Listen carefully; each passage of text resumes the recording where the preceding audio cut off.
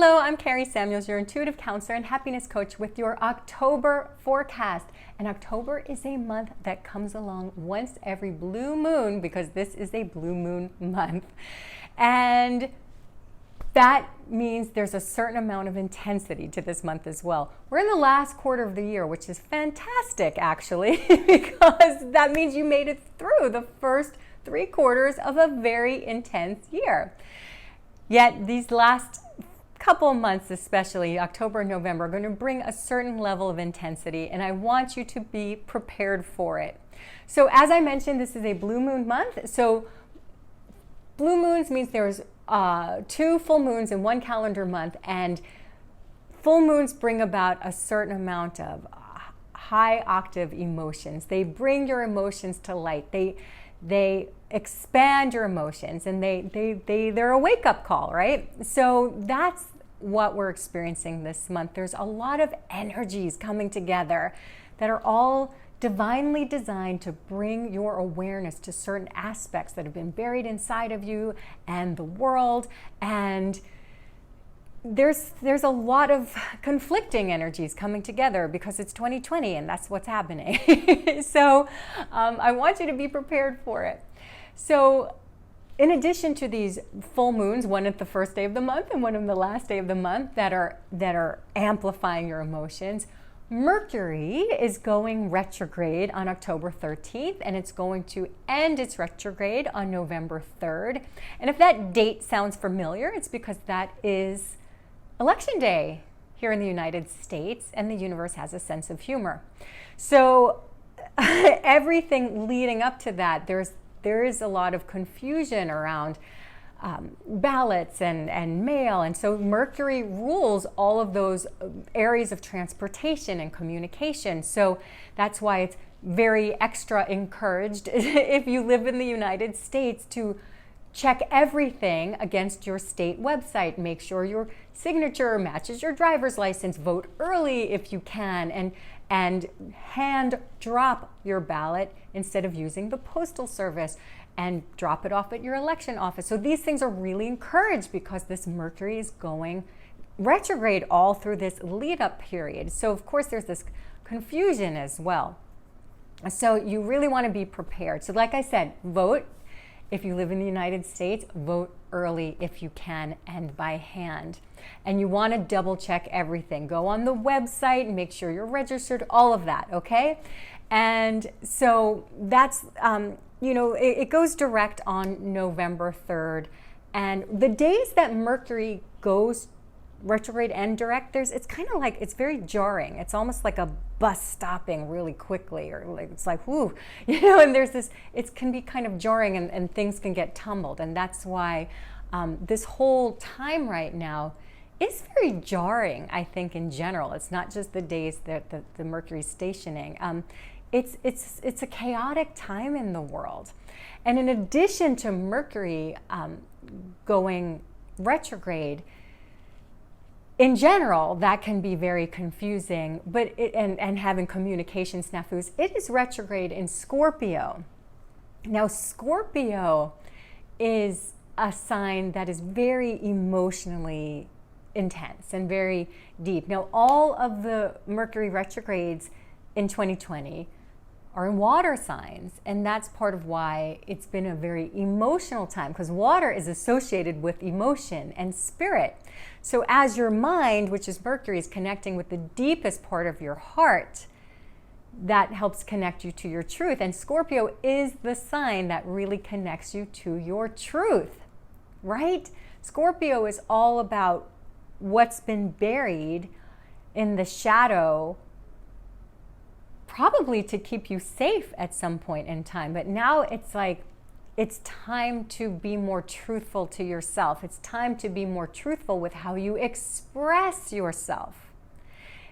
If there's elements that you've been hiding from the world because you don't want to rock the boat, or you don't want people to know something about you, or you're afraid of any kind of conflict or whatever, this Mercury retrograde in Scorpio is teaching you to be more truthful in how you express yourself. Maybe you're going to be sharing parts of yourself that you've kept hidden.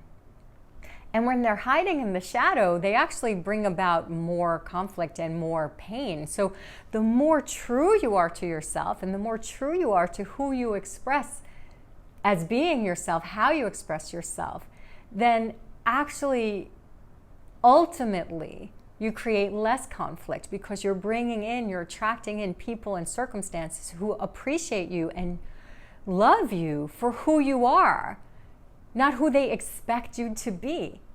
And that's really important right now, for you to express your personal truth. And there's going to be other elements that are going to be bringing that up for you, because Mars is also retrograde in Aries, and Mars is very fiery.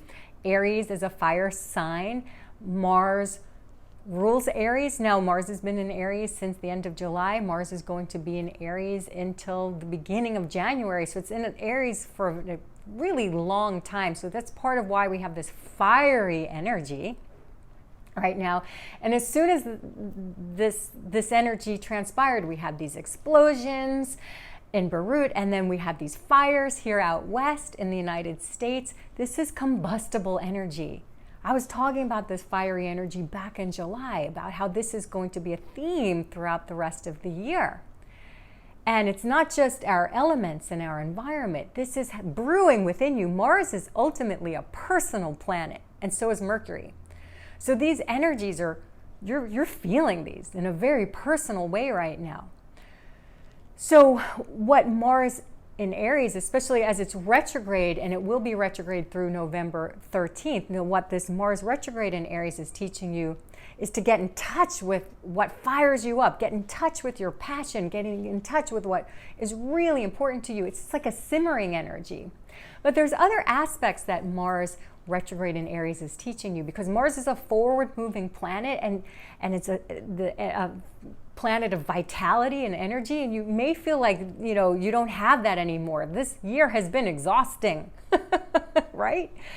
And the lesson in that and the beauty in that is that sometimes you get so exhausted that you cannot care what other people think about you anymore. You're like, you know what? Who cares? I don't even care anymore.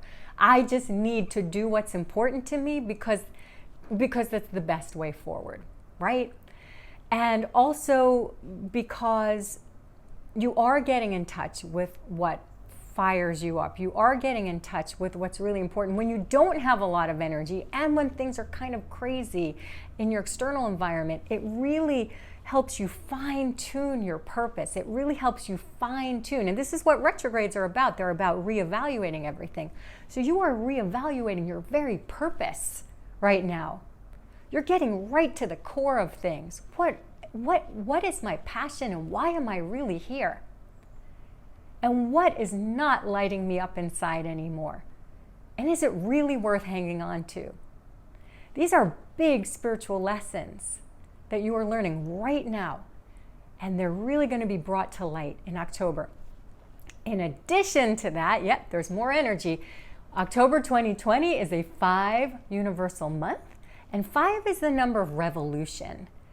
Now we're having a 5 universal year next year. No, October of every year always gives you a little taste of what the next year is going to be about. So there's this revolutionary energy. There's this energy of, well, we're not going to take it anymore, right? So there's an energy of a personal revolution. Like, I need to do something new. I need to branch out in ways that are more truthful to myself, because I can't take this anymore. I have to be true to myself. The 5 energy can be a lot of fun. So this is teaching you to be joyful. It's teaching you to have fun and to laugh and to connect with like-minded souls. This is all energy of the 5, right? To try new things, to expand, to have adventure, to share what's in your voice, which is associated with the 5th chakra, right? This is all great. So these are the lessons of this very kind of challenging energy. These are incredible lessons to carry forth.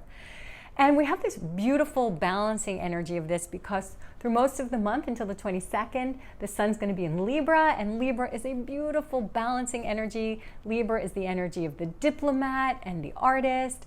It's ruled by Venus, and we really need that right now, right? And Libra is a cardinal sign. It's not about being passive. Cardinal is about action oriented, right? So this is about very much being active about the love and beauty you want to bring into the world. Which brings us to our 3 action steps, because I really want to give you some concrete ways that you can navigate this, amazingly enlightening energy. So your first action step is to create space for yourself, because there's so much going on in the world and there's so much chaotic energy and there's a lot of anger, right? You really need to take this time and this space to process your energy, to calm your nervous system, to discern what's important to you. You must be taking that space for yourself. And also take space in your calendar, because of so many retrogrades, and because it's so emotional, things are not going to go as planned. So you have to plan for things not to go as planned, if you know what I'm saying. You have to create some wiggle room in your calendar. You can't, and again, especially with this Mars retrograde, you can't really push forward if the universe is telling you to cool your jets, right? So you want to make sure you're taking that time and that space to allow for life to have its ups and downs and its, roller coaster kind of energy that's going to happen this month. Now, your second action step is to respond instead of react. I hope I've made it very clear that there's going to be some tumultuous energy in the ethers, and you will be triggered. I can guarantee you will be triggered. That's the one thing you can count on this month is certain, right? So you really don't want to say anything that's going to contribute to any agitation or any drama or anything like that. You don't want to fuel any fire. So it's really important that as you're taking this time and this space to tune into yourself, that before you say something or contribute to any kind of escalation, you don't want to react while you're feeling emotionally charged. You want to take that time to find a way to be direct while being diplomatic. So call upon that Libra energy, call in Venus to find ways to be kind as you communicate who you truly are. You really don't want to get involved in any social media tit for tat type of things, right? Okay, you got that? Now, your third action step is to cultivate beauty. This is one of Libra's most beautiful lessons. And the world needs this right now. The world is feeling kind of ugly sometimes at the moment. There's so much division and so much anger, right? And so much that I think we're feeding the wrong energy. We're cultivating the wrong energy. It's if we want to create a culture of love, we must cultivate love, right? So if you want to live in a culture of beauty, you must cultivate it. And this is what Libra teaches you. This is why it is an action-oriented sign. You have to create, that's active, right? To cultivate, that's a doing energy. So it's actually your job to create an energy of kindness and love and beauty where you go, to use your words to uplift and inspire others, to use your energy to create calm and love and peace and joy, and create beauty around you, and do art. Art is so healing. And if you are ever in the zone, even if you're not doing art for art's sake, if you're cooking or gardening, you're in that zone where you're in that process of co-creation. It's a very peaceful and joyful zone, and that's where you can really get some intuitive downloads as well. So you want to create as much of that as you possibly can. So really let that be your mantra as you move forward through this month. How can I cultivate more beauty, joy, and love in my life and in the world? It's really special. And as you do that, you are contributing to the greater good in magnificent ways. Now, of course, I have something to help you. I've created a free guide to navigate the retrogrades by your number, by your personal numerology, because every life path number responds differently. So you can download that free guide to Mercury retrograde by the numbers. You can download that using the link below. And I really encourage you to do that because you're going to need some help, right? And so also take all the help that you can get. Now, if you've enjoyed this video, I hope that it has helped you. And if you feel that it can help someone else, share it with them. I know they will be grateful that you did that. And I am wishing you an absolutely awe-inspiring, awesome October and beyond, filled with so much love, joy, and beauty. I love you. Lots of love. Bye for now.